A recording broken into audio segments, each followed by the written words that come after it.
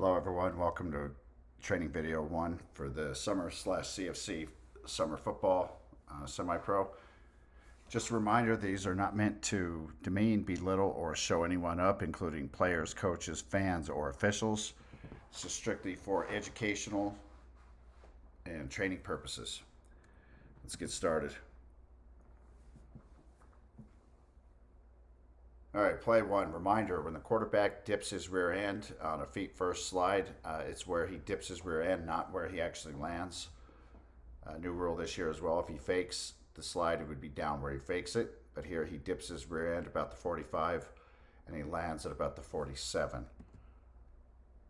Okay, so we would want to spot the ball at the 45. So here's a good spot by the line of scrimmage officials. You've got a double team, but they don't wrap him up. He knocks him back. Give him a chance to regain some yardage. If he's held back and does not regain it, then we would want to kill it for progress so we don't have a cheap turnover. But here he fights back, and it's where the ball is when he's down. He's right on the line to gain, and that's where we spot him. That's a good job by the line of scrimmage officials here.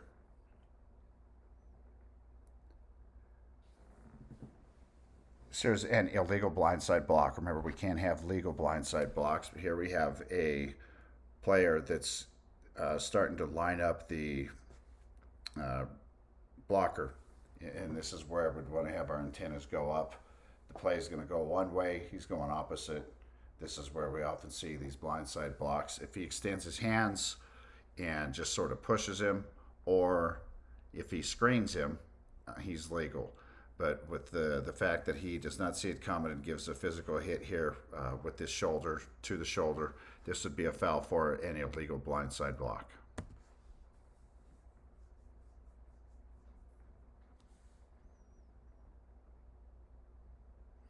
It's a good job here by the deep wing, John Shopaker. Dead ball officiating well after the play. Wide receiver continues to pursue, and after the whistle, it gives a cheap shot.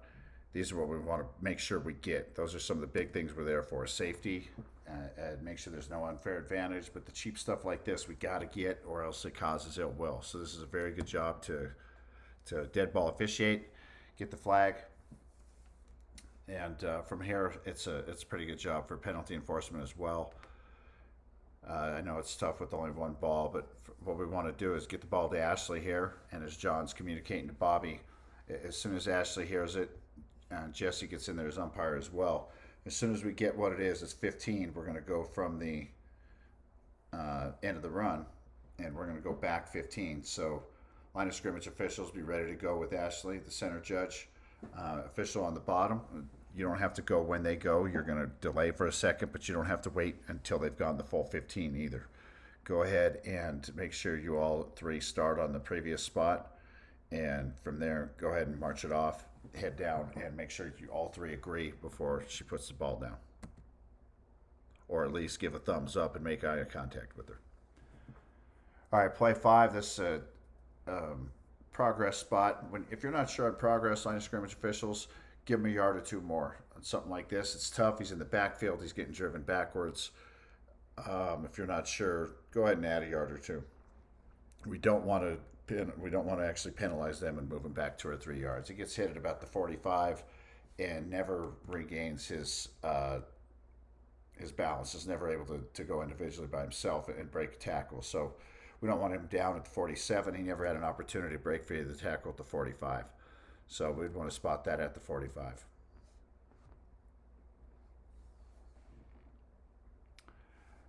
All right, play 6 here. Deep wings. Remember, you have the goal line. You have inside the 2 to the goal line. Everything else is line of scrimmage officials. The only time you want to take a spot is if you are trailing the play. If the pass has gotten in front of you, you've been beat, or basically if you've been beat or the play ends up in front of you, then you would officiate from behind like a line of scrimmage official.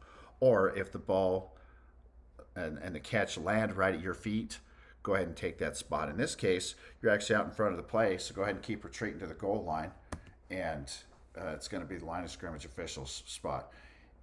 You can help him out by being at the goal line, and as the line of scrimmage official comes in, you could be chanting 9 yard line, 9 yard line, or 11 yard line, whatever it is, let him know.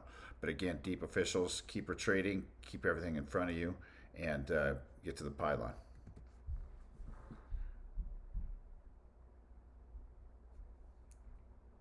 And that's something we've all done before, so again, no worries. There's something to learn from. All right, here, play 7. We have a false start.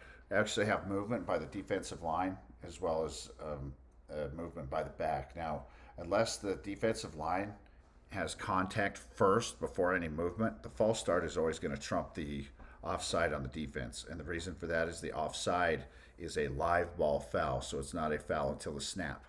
The exception of that would be if they create contact with an offensive lineman, or they create a reaction out of the offensive lineman, or if they're unabated to the quarterback. Those three would shut the play down before any movement. Or it would be offside on the defense if it were before any movement by the offense. If the play has not been shut down and offense moves, it's false start, which is a dead ball foul, and that would trump the offside by the defense. So here we have two guys move almost at the same time because the defender has not created any contact. Running back moves, simulates a snap. We've got a false start. Good to get together to talk. We've got more than one flag. But at the end of the day, on something like this where we have simultaneous, go with the false start unless you're 100% certain that contact occurred before the offensive movement. Play 8's a good example of intentional grounding, a no foul for intentional grounding. Quarterback is can't really tell if he's outside the pocket or not, which is the referee's call. However, a receiver just has to be in the area. You don't have to get the ball across the line of scrimmage. A receiver in the area is going to trump everything. So if he throws the ball away and there's a receiver within the area, we're going to give him the benefit of the doubt. Now, within the area, that's a rough estimate, usually somewhere about 10 yards, between 10 and 15. These guys can move pretty quickly, so they can cover 10 yards in a couple steps.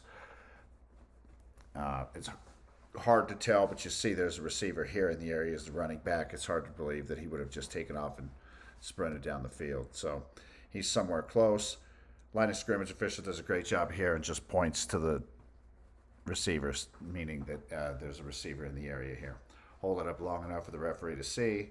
That means there's a receiver in the area, and that trumps everything. Doesn't matter whether the quarterback is outside the pocket or not. You know, on the microphone, there's no foul for intentional grounding. Number 35 was in the area.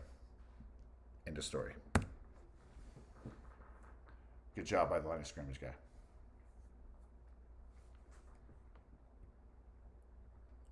This here is just a formation. Not saying this is a foul, but look at the receiver on the bottom. He is borderline. He is very close, what we would call no man's land. And certainly something we'd want to talk to him about, if nothing else. He's almost 2 yards off the ball. And if you look at the left tackle, he's actually pushing, whether he's breaking the butt at the center as well. And so if you have a left tackle that's pushing it, and then you have a wideout that is not lined up even with that tackle, very close to a foul. So again, not saying this is a foul, but this is something that we would certainly want to talk to the receiver and have him scoot up just at least a half a step so that he's even with the tackle.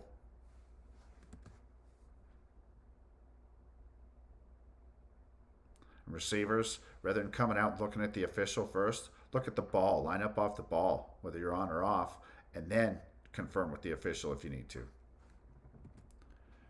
Play 10, this is an example of just go slow here. Okay, we've got a forward fumble that ends up out of bounds, so it's going to go back to the spot of the fumble, which is actually beyond the first down.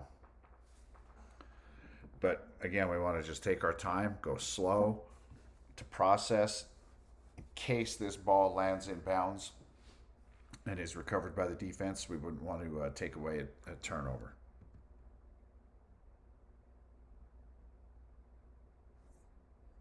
It's hard to tell. It looks like it may even land in bounds, but we can't tell 100%.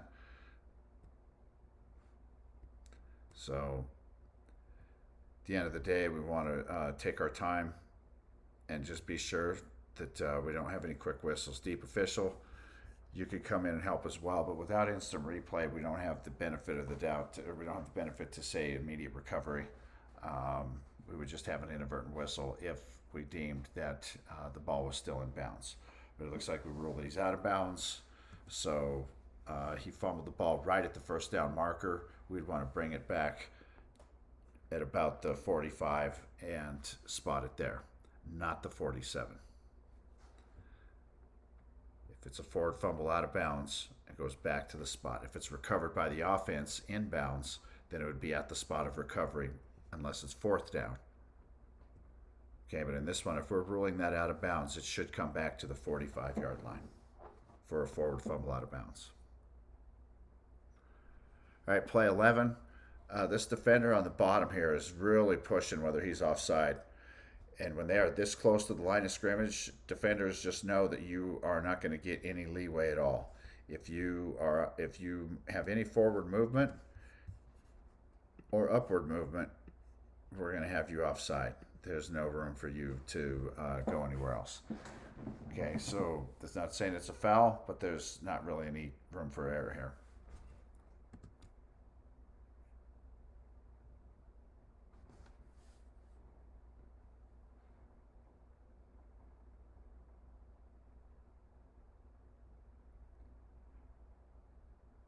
Okay, here mechanic-wise, just a thought here. Ball snapped at the 24-yard line. I recommend you deep officials, the deep wings, be at the goal line. Ball being snapped between the 24. I mean, normally you're 20 to 22 yards deep anyway. So at the 24, inside the 25, generally get to the goal line. Start from the goal line. Back judge, that would mean that you no longer have to be on the goal line. You can give up the goal line to the field and side judge and take the end line. As you'll see, this pass here, the end line, it's not that it's a tiptoe catch, but the end line can somewhat be threatened here, and it'd be much easier if you're on the end line and able to step up and help out on ruling a catch versus being on the goal line and having to move back. So suggestion on that, inside the 25, back judge be on the end line, field and side judge be on the goal line.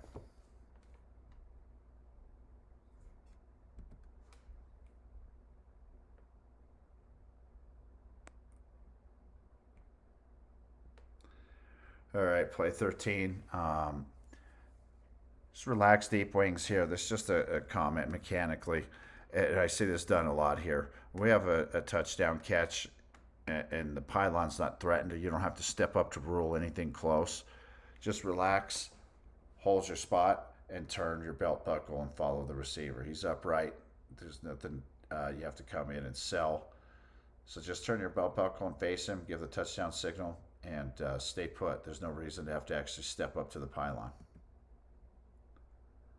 Just stay back, turn your belt buckle, and follow him in case he does something stupid with the ball.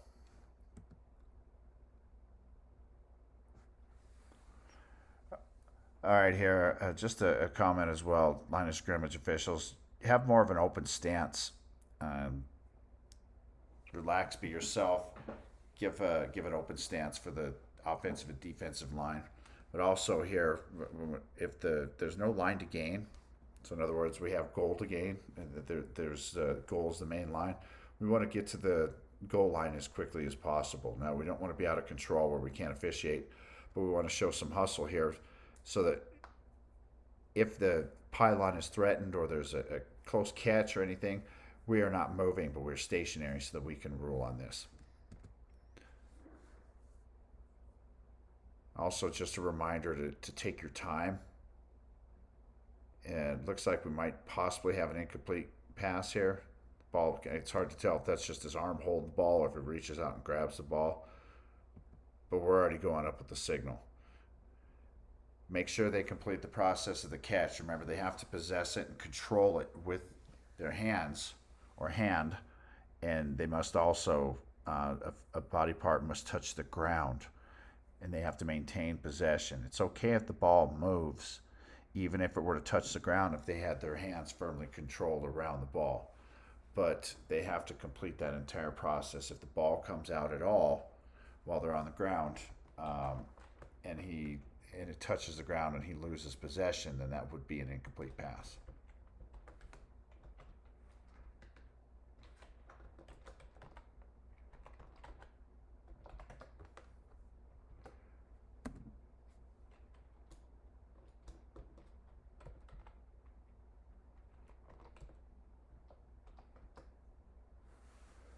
All right, if we're unsure, if you think that you might have missed it, it's okay to reprocess and say, you know what, I went too quick, and maybe it was incomplete.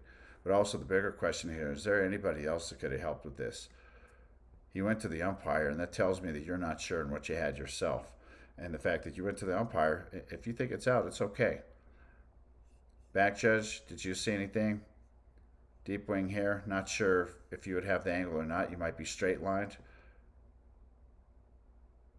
Um, but at the end of the day, just be strong with what you have. If you have a catch, that's fine. Take your time. Go up strong. If you have an incomplete, come in hard with an incomplete.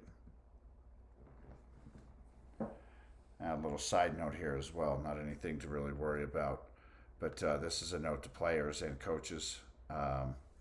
Keep your helmets on until you get off the field. It's an NCAA rule. We don't want to nitpick officials. We don't want to nitpick and start flagging on sportsmanlikes for having their helmets off. That being said, players, keep your helmets on until you're off the field. The reason for that is your helmet can be considered a weapon, and anytime there can be an argument or a fight or anything, a punch is one thing, a helmet's an entirely different thing. So keep your helmets on until you're off the field, please. Don't make the officials on the field make a call.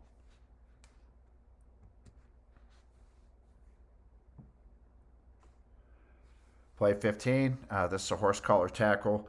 Even if he slightly falls forward or sideways, he does not have to go completely backward for it to be a foul. The key is, the indicator is once you see the grasp of the horse collar area, your antenna should go up and start thinking horse collar. You may not have it, but start thinking it. You're going to see right after this, the legs buckle, and that's where we're going to actually have the foul. Right there, about the 15-yard line. When those knees buckle, that's where the safety issue comes in. And so we'd want to flag for a horse collar tackle on this if we can. And that could be thrown by the back judge or the field or side judge. If any of you see it, even opposite side official, if you happen to have the angle on that and see that, you can get that. Definitely a safety issue, and we want to do our best to try to prevent those. All right, this offside defense, and this is probably way too technical. If we have him lined up in the neutral zone, then it's too technical for being lined up in the neutral zone because the ball is being snapped from the 28.5. Okay, and if you look at his feet versus the nose guard's feet, they're almost the same. The nose guard's feet are on the 30, and his hand is short of the 29, and this other the guard's feet or the tackle's feet are a little bit forward, which would put his hand around the 29 or just over the 29. So again, the ball snapped at the 28.5. He's pretty close. Can't tell here, so not nitpicking as far as what you're seeing as an official, but let's make these big. Let's make him clearly offside. Now, if he jumps offside, we've got a foul. If he's unabated to the quarterback, we've got a foul. I know he's crowding the line of scrimmage, so he doesn't have any leeway.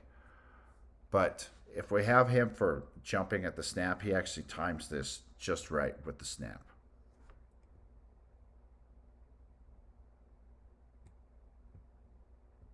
As we'll see.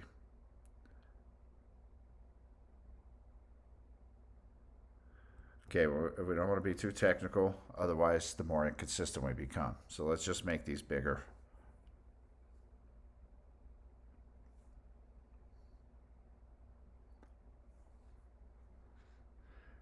Also, once you've thrown your flag, continue to officiate. Don't get caught up in admiring the flag toss. We've all done it, or think the play's over. If the play were to come your way, you would have to be off the field. You need to be able to officiate. But also, when the play goes the opposite way, you're still helping with cleanup, cheap blocks, cut blocks, body slams, blindside blocks, targeting, any of those, as well as an IDP for an eligible lineman downfield. So continue to officiate once you've thrown a flag.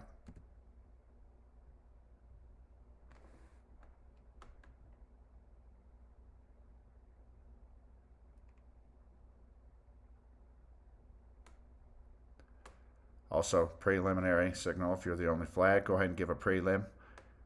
Stop, give a prelim, and then jog in, tell them the number. Go ahead and speed it up. We don't have to go all the way in if you're the only flag.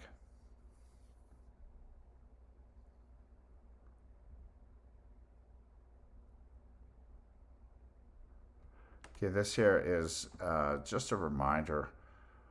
This was sent in late and on an extra point or field goal. Anytime basically you have a scrimmage kick formation, you have a long snapper, any defensive lineman within 1 yard, they must be completely outside. Any defensive lineman must be completely outside the frame of the center.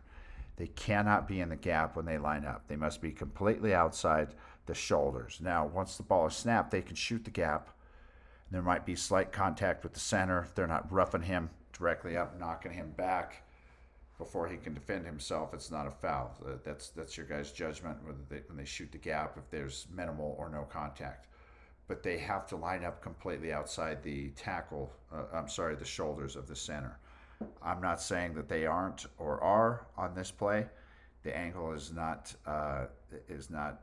definitive, and that's all we have, unfortunately. But just a reminder, and the fact that there is the side judge and the umpire, and they're both looking at this, tells me that he must be outside. He's close enough to being outside the shoulders, but I would hope we at least talk to him and make sure. But this is a reminder also to players.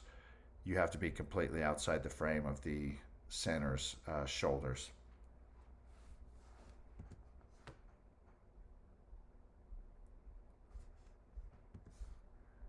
Shoots the gap here, so I'm not saying this is a foul or not. The center kind of falls back. Doesn't look like he was roughed or driven back. That's a tough one. Center has to have a reasonable time to protect himself. It doesn't look like it's a heads-up hit. They're going through the gap for sure. So I don't think it's a roughing the snapper, but we might have a foul for the illegal formation on defense for being inside the frame of the snapper. Okay, a couple more here. Play 18. Just philosophically here, looks like we have a hold and we've got a double team block. For a second, it's actually a triple team. It turns into a double team. For us to call a holding foul on a double team block, it's got to be borderline assault. Even if there is a slight hold, we've got to see the defender completely break free and one of those guys pull him back into that double team for it to really be a foul. Otherwise, it's just assumed that 2-on-1, they're pretty much going to win that battle every time. So make the defender clearly get away from the block, and an offensive lineman pull him back into that double team for it to be a foul. Otherwise, stay away from hold on a double team.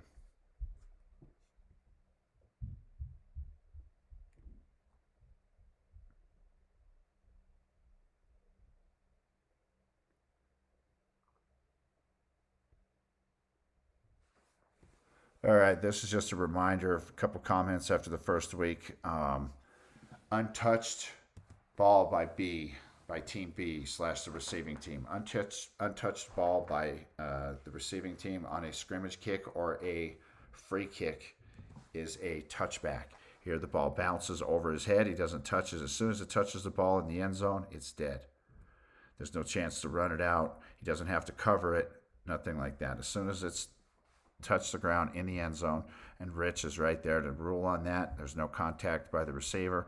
Ball is dead. Shut it down. Don't wait. Let him cover it. Let the kicking team get down and get in position and tackle him and any of that where we can have a safety issue. If the ball is untouched by the receiving team and it touches the ground in the end zone, it is a touchback. If he touches it in the field of play or he touches it before it touches the ground in the end zone, then he would have to cover that. He would not have to run it out. He can still take a knee in the end zone for a touchback, but he would have to cover the ball.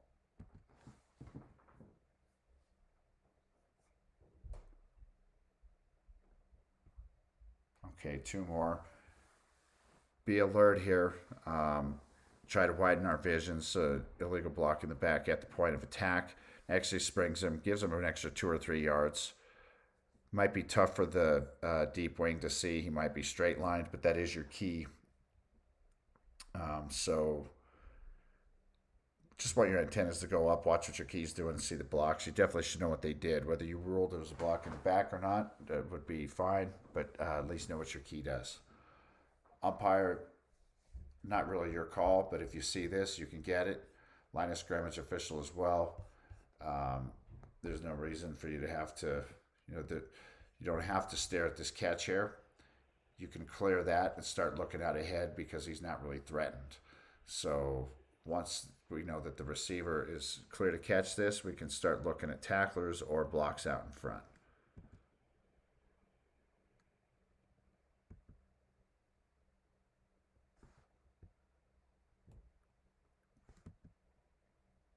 Okay, and he gets an extra 3 yards out of that.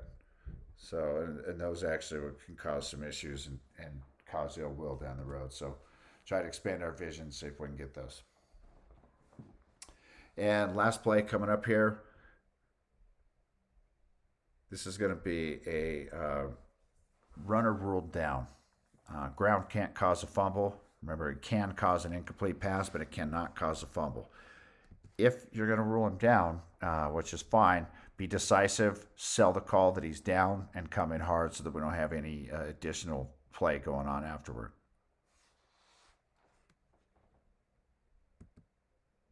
Okay, it looks like he hits about the 1 or 2 yard line. Ball comes out. So if we're going to rule him down, come in hard, stopping the clock, signaling down, point to the ground. If we're going to rule that it's live, then we need to get a beanbag down. Okay, but we should be stopping the clock here no matter what, especially if time is important late in the game. We all want to be stopping the clock. Line of scrimmage official in the deep wing, get on it. Now, if this were to be recovered by the offensive team, this would actually be a touchdown. Okay, if it were recovered by the defensive team, you'd have a touchback. So that's if you rule it's a fumble. If you rule it down, then we're going back to where he fumbled the ball and where he hit the ground, and it's going to be 1st and goal. So the bottom line is just sell the call, come in strong, communicate. If you have a fumble, beanbag down, and be decisive. Overall, it looks like we get it right. Jeff comes in. Jeff Latowski comes in, says we have him down right. They agree. Going to put it at the 1. Turns and talks to Rich. But again, we want to stop the clock sooner. That's all, guys. Looks like Rich is actually the first one stopping the clock. So when we're thinking things over, it's okay to stop it and process and think about it. But while you're doing that, stop the clock 2 or 3 times. Give yourself a couple seconds. Anyway, overall, nice job. First couple weeks. Appreciate everybody. Players, if you have any issues, talk to your coaches. Coaches, you know how to get a hold of me, and I'll be happy to review film with you. Officials, good job. Keep up the good work. I appreciate everybody. That concludes week 1. I'll have the training video 2 out in the next few days. Thank you for all you do, and have a great weekend.